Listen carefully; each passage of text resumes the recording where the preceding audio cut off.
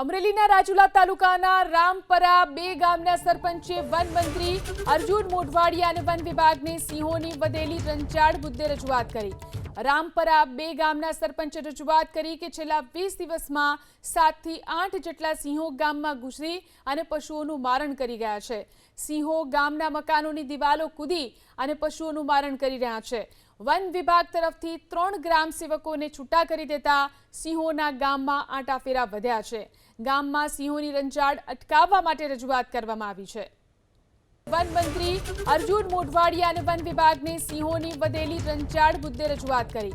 રામપરા 2 ગામના સરપંચે રજૂઆત કરી કે છેલ્લા 20 દિવસમાં 7 થી 8 જેટલા સિંહો ગામમાં ઘૂસી અને પશુઓનું મારણ કરી ગયા છે। સિંહો ગામના મકાનોની દિવાલો કૂદી અને પશુઓનું મારણ કરી રહ્યા છે। વન વિભાગ તરફથી 3 ગ્રામ સેવકોને છૂટા કરી દેતા સિંહોના ગામમાં આંટાફેરા વધ્યા છે। ગામમાં સિંહોની રંજાડ અટકાવવા માટે રજૂઆત કરવામાં આવી છે।